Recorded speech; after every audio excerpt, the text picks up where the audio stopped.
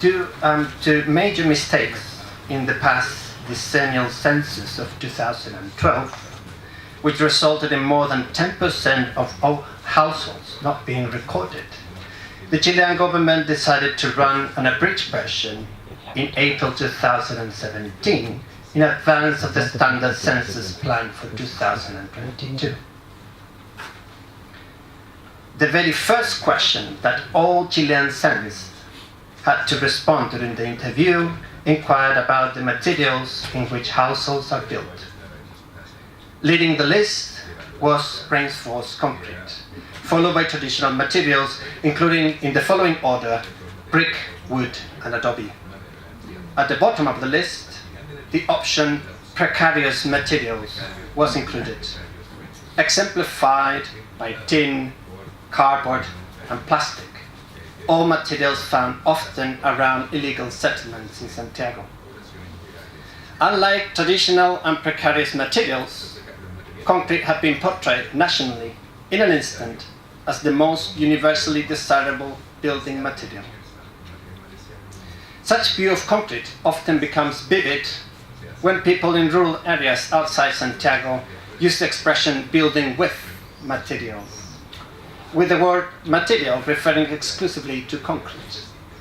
Brick, wood, or adobe, abundant in many regions outside the capital, are seen, despite their heterogeneous environmental advantages, as less permanent and more precarious. In the eyes of most Chileans, only the hard and solid is meant to last.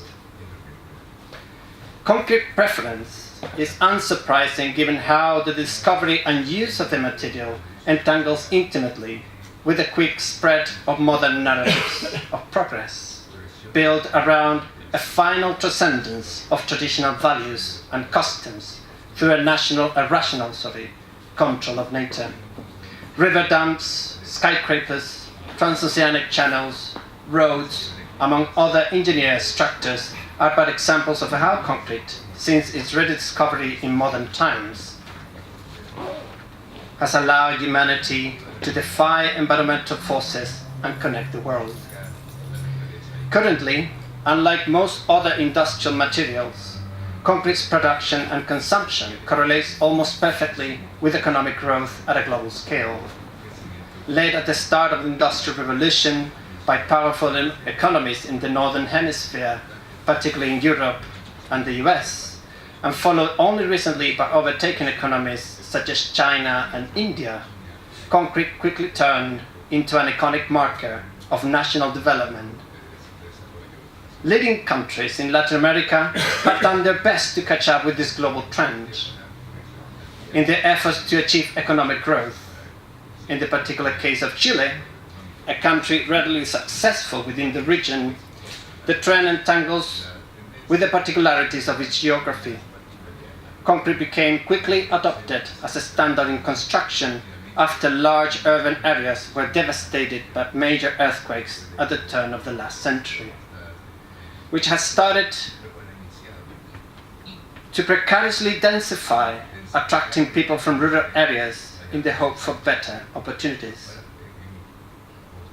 Currently, concrete is the second most highly produced building material in human history, only after water. With more than half of the world's population living in urban environments, concrete is undeniably the most common building material surrounding humans. Encountered often in already casted orthogonal forms, dominated by smooth and opaque surfaces, concrete has facilitated an illusion of lasting solidity that corresponds with the image modernity has attempted to build for itself in its efforts to transcend nature once and for all. The gestures involving the traveling of concrete forms suggest it. Claiming the present, they travel to smooth out the very gestures that give shape to concrete forms, pretending as if surfaces had not co-emerged with the movements performed by those crafting them. Such built environment has literally lifted modern lifestyles above the ground, suffocating the exchange of matter and energy between the earth and the atmosphere, on which the flourishing of life on the planet has ultimately depended. Yet humanity is becoming aware that this suffocation is contributing to threaten its survival on this planet. Concrete has not only provided a solid infrastructure for modern values to disseminate around the world, moreover, concrete is a silent contributor of CO2 in that cement production alone accounts for between 5 and 10% of global carbon emissions. Concrete preeminence in the built environment undeniably turns it into a suitable candidate to mark the start of the Anthropocene, term proposed recently by the scientific community for the current geological epoch, to describe humans as the leading geological force. Take the surface of the built environment, such as those that compose the landscape of Santiago, similar past examples of which are scattered all around the world. Let's add it to all the surfaces of the planet that have been intervened in the sourcing of concrete ingredients, extracted mainly through the removal of sand and aggregate, as well as the mining of limestone. The industry around concrete building has been producing one of the most, if not the most, distinctive markers identifiable across the globe to signal the start of the Anthropocene. Unlike other potential markers, such as those resulting from nuclear detonations or plastic consumption, concrete surfaces have the potential to provide a distinctive visual clue as to how nations should assign responsibility for the environmental crisis. The latter, bearing in mind that although we might all be in the Anthropocene, not everyone has been contributing equally to the changes that generate this new epoch. The global distribution of concrete would most certainly highlight the global north as the leading contributor to global warming. The challenges of the Anthropocene, such as mass extinction of biota, ocean acidification, population growth, global warming, to mention but a few, forces upon us the question about the future of concrete. Concrete has become indispensable for infrastructure to a point where modern life is unthinkable without it. In a way, asking about the future of concrete is also, and at the same time, asking about the future of humanity, as the polysemous title of this workshop suggests, Future Concretes, or Concrete Futures. Let me explain this last point. Despite its obvious preeminence in defining the Anthropocene, only a limited number of people, mostly related to the building industry, have had the opportunity to mix concrete, with the result that most urban inhabitants are unaware of concrete's basic ingredients and the stories that compose their trajectories. Moreover, only a handful of people, mostly related to the science and engineering sector, are aware of the impact concrete has on global warming. Indeed, discussions around the issue are not common in many relevant academic circles that are directly involved in perpetuating concrete's widespread use. An example is Etienne Turpin's recently published edited volume, entitled Architecture in the Anthropocene. Is 250 pages, holding 26 different contributions, make not a single reference to concrete environmental impact.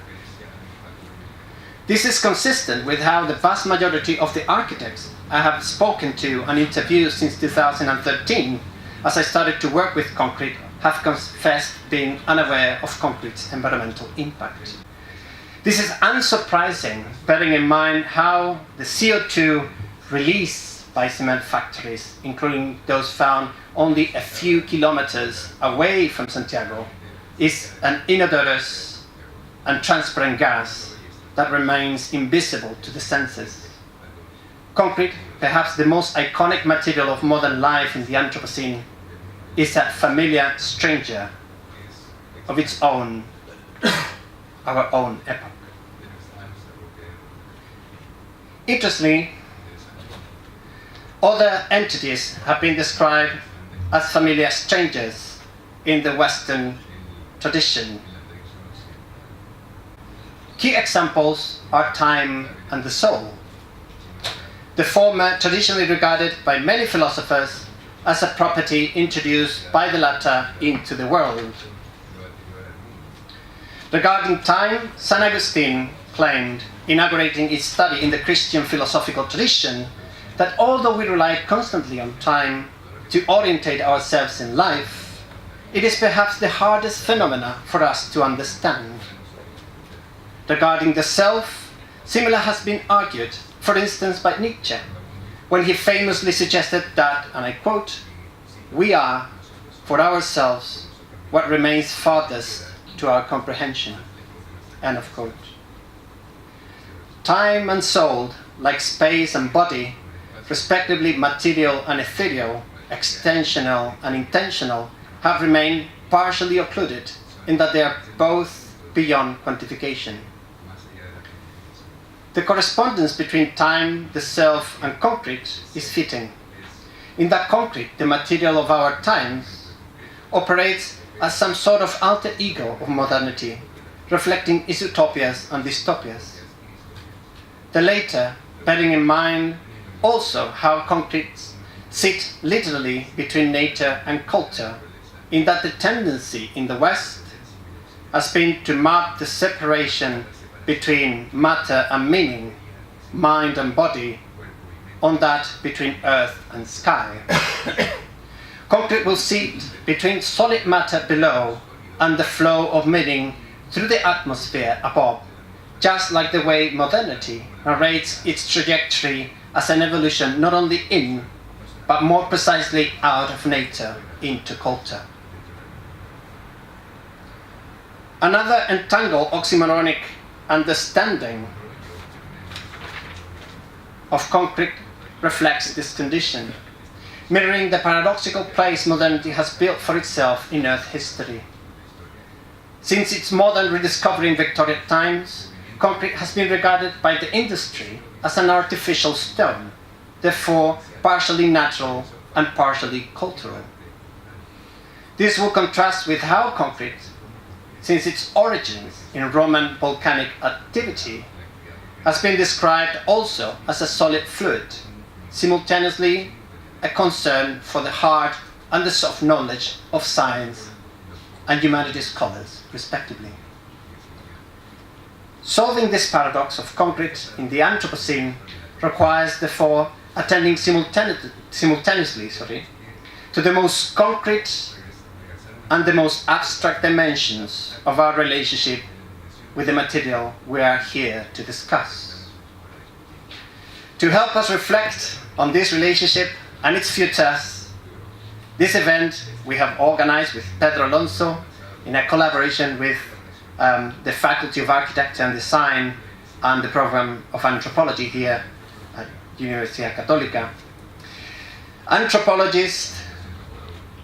Historians, anthropologists, and architects, traditionally accustomed respectively to study the past, reflect the present, and design the future, are gathered together. Many other relevant actors could have been invited to this debate, and I apologize for that, including, for instance, engineers, builders, artists, among many others. Yet we hope that the three temporal orientations represented by those speaking to us today will suffice as a starting point. To start, let me introduce our first speaker today, Dr. Rodrigo Booth, who is Associate Professor at the Department of Architecture at the University of Chile. Rodrigo, please.